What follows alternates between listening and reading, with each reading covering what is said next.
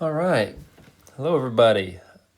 Coming to you today to go over some of this worksheet while I'm out today. So think of this as your mini lesson and some guidance to help you progress on this sheet. Some of this should look pretty familiar from last week. And we're just going to continue learning about slope-intercept form a little bit more this week, making equations, and particularly solving for b, which is what we get into down here. Starting with number 2 there, where we have to solve for b in that problem. But I'm going to do a couple examples here. I'm just going to do numbers 1, 2, and 5 on the first page, and then I'll do one on the next page as well. So let's start here with number 1. A line has a slope of -2. I'll highlight the important information here, and passes through the y-axis at 9. Okay, so that means that is my slope, and that is my y-intercept. So -2 and 9. Well, that's easy. That means my equation's y equals -2x plus 9, right? Y equals mx plus b. That's slope-intercept form, right? So I'm finding my m and my b, and I'm plugging that into the equation. And in number 1, that's pretty straightforward. Okay. I'm going to leave you that, I guess there's 2 number 2s over here, but the number 2 over here, I'll leave you that one to try on your own. We'll do this other number 2 down here next. It says a line has a slope of 5 and passes through the point -2, 4, and we have to find the equation. So again, we have the slope, which is nice. So we do have the m, and we have a point that is like an x and a y, but we need to solve for b. We don't have the b yet, so we have to find it. So let's remember what we did last week. What we did last week is we used the equation y equals mx plus b, and then we substituted the information we knew. So we substituted in the slope. In this case, it's 5. And then one of the points, in this case, we just have one point to choose from, so we're just going to use that point. So the -2 is going to go in for x, and the 4 is going to go in for y, okay? And the 5 is going to go in for m. So let's substitute and see what happens. So we get 4 equals 5 is the m, x is -2, m plus b. So 4 equals -10 plus b. Add 10 to both sides, 14 equals b. So that's my b, and then I can finally write my equation. Y equals 5x plus 14. That would be number 2. Let's go down to number 5. This one's a graph, and we have to come up with the equation. Notice how we're given 2 points on the graph already, right? We have 2 points there, so we can find the slope by doing the rise over run, right? So it rises 4 and runs 6.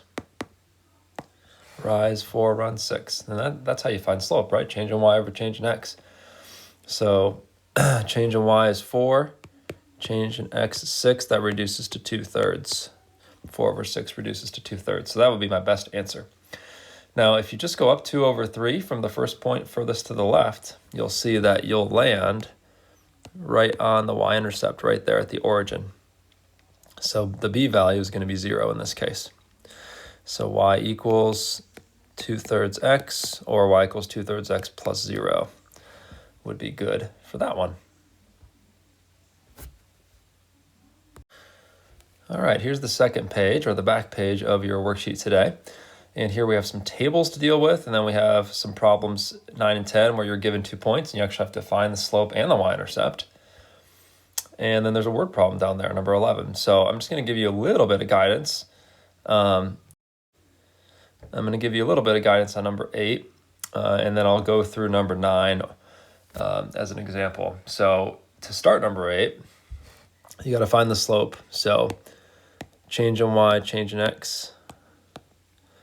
So that's up 4, up 4, up 4, and then up 1, up 1, up 1. So the slope is 4 over 1, right? Change in y over change in x. Good, okay. So the slope's going to be 4, and then to find the b value, you're going to have to solve for b using the equation y equals mx plus b. So my hint for that one is substitute m in for that. So 4 is going to go in for m, and then choose a point. to plug in for x and y. So you could choose, for example, 2 and 12, right? So you could say something like 12 equals 4 times 2 plus b and solve for b.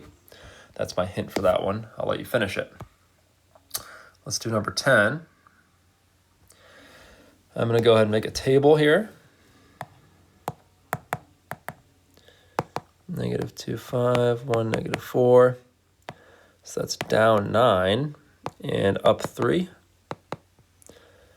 All right, so the slope is change in y over change in x. That's -9 divided by 3. So the slope is -3. And I need to find the b value. So again, here I'm going to use the equation y equals mx plus b. I'm going to substitute the -3 in for m, and then I'm going to choose one of these points here and use that for x and y. So I'm going to choose the first point here. So my y is going to be 5, m is -3, x is -2, and then plus b. So 5 equals 6, positive 6, plus b, minus 6 from both sides, -1 equals b. So my equation is y equals -3x minus 1. That would be my answer for that one. Last thing I want to do is just give you a little bit of guidance on number 11. My hint for that one is you would make a table to set it up, right? On Friday, we talked a little bit about independent versus dependent variables. In this case, the number of shirts, that's independent variable, and the money, that's your dependent variable, or your y. So if you make a table, an XY table to figure this out, 20 shirts for $135, 10 shirts for $75, that's how you would set it up. So start there and then see if you can figure out the slope and then solve for b using y equals mx plus b, okay? So that should give you a nice little start there. I've done about a third of the problems for you as examples. So see if you can finish the problems that we haven't done on this video yet, okay? And if you have questions, write them down, ask another teacher, and I'm happy to help you when I return to school when I can, okay? Hope everyone is well, and I'll catch you soon.